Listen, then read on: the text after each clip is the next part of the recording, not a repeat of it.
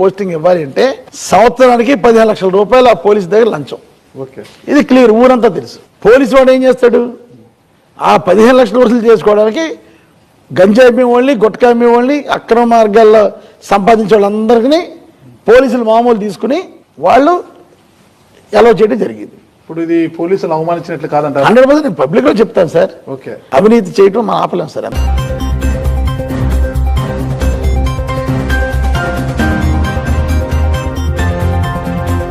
మూడేళ్ళు ఆగు.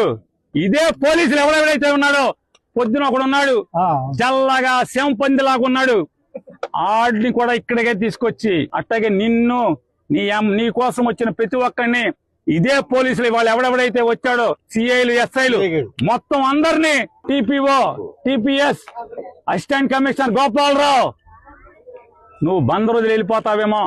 గోపాలరావు, బందరు కాదు, నువ్వు ఆంధ్ర రాష్ట్రంలో ఎక్కడున్నా సరే ఏసీపీ నీ ఇల్లు ఎక్కడో నాకు తెలుసు, నీకు తెలుసు. ఇవాళ ప్రతి అధికారికి కూడా నేను తెలియజేస్తా ఉన్నా, సప్త సముద్రాల అవతల ఉన్నా కూడా మొత్తం అందరినీ కూడా పిలిపిస్తామని చెప్పి కూడా ఈ సందర్భంగా చెప్తా ఉన్నా. బట్టలు ఊడదీస్తాం అని ప్రతి ఒక్కరికి కూడా తెలియజేస్తా ఉన్నా. క్రిమినల్ గ్యాంగ్స్ తోటి ప్రభుత్వాల్ని నడుపుదాం, భయభ్రాంతుల్ని చేసి అధికారుల్ని గుప్పిట్లో పెట్టుకుందాం, లేదంటే మా దగ్గర క్రిమినల్ గ్యాంగ్స్ ఉన్నాయి, భవిష్యత్తులో మిమ్మల్ని ఆడుకుంటాం, భయభ్రాంతులను చేస్తే ఇలాంటి ఎందుకు వీళ్ళు తలపైకెక్కి ఆడతారంటే మన బలహీనత. అది 70 టన్నుల లోడుతో లారీ వెళ్తుంది. భారత్పూడి చంద్రశేఖర్ రెడ్డి తాలూకా మనిషి ఎవరో భీమాస్ రెడ్డి ఏంటండి, నేను అన్ని చర్యలు అంటున్నారండి.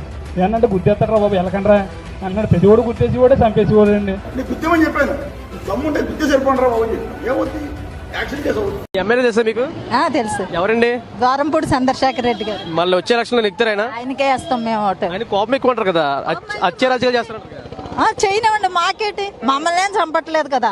ఆయనకి ఎవరో ఇబ్బంది అయితే వాళ్ళు చేసుకుంటారు. అది ఇప్పుడు పుట్టినే ఎవరినే చంపారు కదండి. నాకు బాగా విసుగైంది ఏంటంటే క్రిమినలైజేషన్ ఆఫ్ పాలిటిక్స్.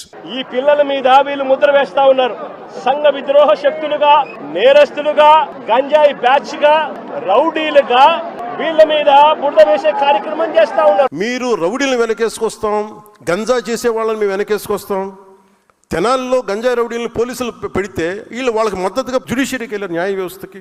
ఒకవైపు ఏమో జ్యుడిషియరీలో ఢిల్లీ హైకోర్టు జడ్జి ఒక ఆయన మాట్లాడింది, ఒక రేప్ జరిగితే అంగచ్ఛేదం చేయండి వాడు చేసిన వాడికి, అంత కోపం వచ్చేసింది ఆయనకి. మరి దెబ్బ కూడా కొట్టకూడదు క్రిమినల్ అంటే మరి ఏం చేయాలి? తప్పు చేసిన వాడిని దెబ్బ కూడా కొట్టకూడదు అంటే మనం చేసుకున్న క్రిమినాలిటీ ఎక్కడ ఆగుతుంది? నేరాలు ఎక్కడ ఆగుతాయి? ఇటువంటి విషయాల మీద భూతత్వంలో పెట్టి చూపించి ఎన్ని కేసులు పెడుతున్నారు మా మీద, బలైపోయారు. జగన్మోహన్ రెడ్డి గారి మీద బురదల్లే కార్యక్రమాలు చేయడం చాలా దురదృష్టకరమని కూడా ఈ సందర్భంగా నేను చెప్పదలుచుకున్నాను. క్రిమినల్స్ వచ్చి రాజకీయాలు చేస్తే ఇట్లాగే ఉంటుంది. నేడు పొట్టేలు తల నరికినట రప్పారప్ప నరుకుతాం, మంచిదిగా. నేడు పొట్టేలు తల నరికినట రప్పారప్ప నరుకుతాం. ఇక 3 ఏళ్లే తెలుసు కదా, తర్వాత మా వైఎస్ఆర్ జెండా ఎగరేస్తాం.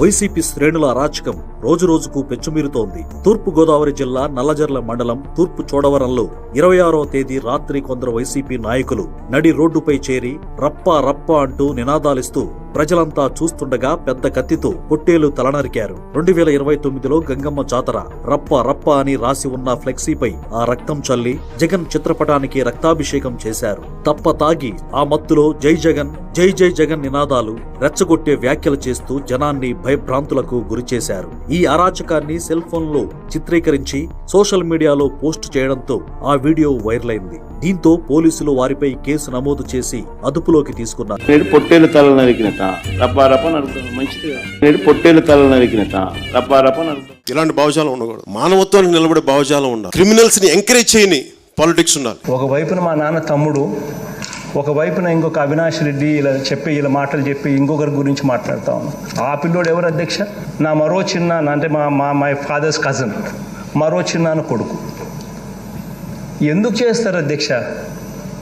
ఒక కన్ను ఇంకొక కన్నును ఎందుకు పొడుచుకుంటుంది? ఇలాంటి క్రిమినల్స్ని వెనకేసుకొచ్చే రాజకీయ నాయకులను ఎవరైనా సరే మీరు ఆమడ దూరంలో పెట్టాల్సిందే. లేదంటే మీ భవిష్యత్తుకి భంగం కలుగుతుంది. సిదిరి అప్పలరాజు కొడుకు 18 ఏళ్ల పిల్లోడు బైక్ తోలుతా ఉండి కర్మవశాత్తు బైక్ తోలుతా ఉండి ఎవరిలో గుద్ది బైక్ తోలుతా ఉండి ఒక మనిషి చనిపోయాడు. బట్ ఆ పిల్లోడు 18 ఏళ్ళ పిల్లోడు బైక్ తోలుతా ఉండి ఆ పిల్లోడికి ఏం తెలుస్తుంది? ఒక్కొక్కసారి జరుగుతాయి. జరిగినప్పుడు నువ్వేం చేస్తా ఉన్నావు? ప్రభుత్వం ఏం చేసిందో తెలుసా?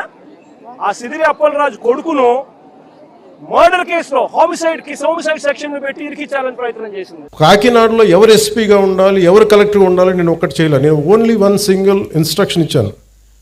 నాకు మీరు స్ట్రెంగ్తెన్ డెమోక్రసీ, స్ట్రెంగ్తెన్ ఇన్స్టిట్యూషన్, అంతకుమించి తప్ప నా దగ్గర నుంచి మీకు ఫోన్స్ రావు. ఒకవేళ ఎవరైనా పట్టుకుంటే వాళ్ళని వదిలేయండి, అది including if it is there my party men, I don't encourage. Very clear కట్గా చెప్పాను. నా దగ్గర నుంచి చెప్తున్నాను, మీకు వన్ సింగిల్ ఫోన్ కాల్ రాదు పలానా వాళ్ళని విడిపించమని. అలాగే మా ఉన్న నాయకులందరికీ కూడా చెప్తున్నాం, none of them will encourage any kind of rowdy elements. మనం ఎవరు ఎంకరేజ్ చేస్తాం సార్? చేయం కదా. ఎవరు ఎంకరేజ్ చేయరు ఇక్కడ. Very clear. రియలైజ్ అయ్యాడా నిజంగా మనుషుల్ని చంపడం తప్పిది? I was been brainwashed. అంటే హీ వాజ్ అ టీనేజర్. అలాంటి ఒక ఉగ్రవాది నిజంగా మారుతున్నాడా పిల్లాడు? వాడిని బ్రెయిన్ వాష్ చేశారు. ఈ సమాజంలో, ఈ ఆధునిక సమాజంలో రావణుడే గెలుస్తాడు, గెలిపిస్తాం అని ధైర్యంగా ముందుకు వెళ్ళవలసినటువంటి బాధ్యత మన మీద ఉందని మనం చేస్తాం. అలా నీచుల్ని వెనకేసుకొస్తే that is showing that particular person's nature. తప్పు చేస్తే ఆ పిల్లాడి వయసు ఎంత? 23 ఏళ్ళు. అంటే వీళ్ళంతా చిన్నపిల్లలే. ఏదో తెలుసో తెలియకో కొద్దో గొప్ప ఎవరైనా తప్పు చేసిండొచ్చు. చిన్నపిల్లాడు తెలిసి తెలియని వయసులో ఒక 23 నేరాలు చేశాడు. చిన్నపిల్లవాడు కూర్చోబెట్టి ఏదో పాపం చిన్న ఆ పసి వయసులో బీరు బాటిల్ తీసి మెడకోసేసాడు. ఇలాంటి చెప్పే నాయకుని కాదు నేను. మీ అబ్బాయి ఏదో ఒక 14 సంవత్సరాల అమ్మాయిని ఇవన్నీ ఎందుకయ్యా ఇలాంటి మాటలు? చచ్చిపోయి ఎక్కడో ఉన్నాడు మీద అమ్మాయి కూడా చెప్పిందిగా మొన్న. అమ్మాయి కూడా ఎవడయ్యా రేపు చేయింది? ఎవడయ్యా అంత మంచోడు? ఎవడు? జగన్ గారిది ఆ ఇన్సిడెంట్ అదే అంటే ఇప్పుడు అక్కడ సింహాద్రిపురం అనే చోట 3 ఆయన ఫాలోయర్స్ అన్లైసెన్స్డ్ గన్స్ దొరికాయని అతను డిటైన్ చేశారు అక్కడ పోలీస్ స్టేషన్లో. జగన్మోహన్ రెడ్డి గారు ఆయన ఫోన్ చేసి వాళ్ళు వదిలేసేయండి అని చెప్తే వాడు లేదు నేను ఇంకా వీళ్ళను ఇది ఇలా దొరికింది అని అంటే ఆయన ఏం చేశారంటే వెళ్ళి మీరు అసలు చెప్పినా కూడా వదలడం లేదు, పోలీస్ ఆఫీసర్ మీద చేయి చేసుకున్నాడు. నువ్వు విలువలు లేనోడు జగన్, నువ్వు క్రిమినల్ జగన్. జగన్మోహన్ రెడ్డి గారితో ఒకటి ఉందండి, అది మంచి కావచ్చు చెడు కావచ్చు, కొంతమందికి మంచిగా అనిపించవచ్చు. ఆయనకి ఏది నచ్చితే అది చేస్తాడు. ఎంత దూరం చేస్తాడంటే సపోజ్ నాగరాజు అంటే ఆయనకి ఇంట్రెస్ట్ అనుకో, నాగరాజు తప్పు చేశాడు అనుకో, అంటే ఒక రేప్ చేశాడు లేకపోతే ఒక మర్డర్ చేశాడు అనుకోండి, నేను వెళ్ళి సార్ నాగరాజు ఒక మర్డర్ చేశాడు అన్నా అనుకోండి, ఒకటే కదనా అంటాడు, ఒక మర్డరే కదా చేసింది అంటాడు, అంత మీదేసుకుంటాడు. అది చేసినప్పుడు ఆలోచిద్దాంలే అంటాడు.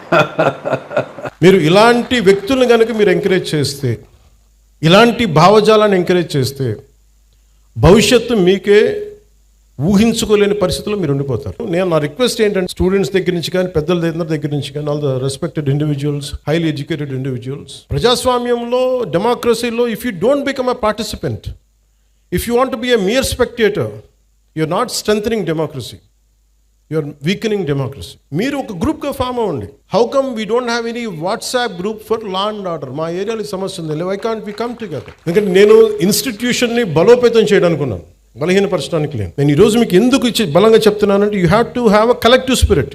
అన్ని పనులు అవ్వకపోయినా primary is law and order.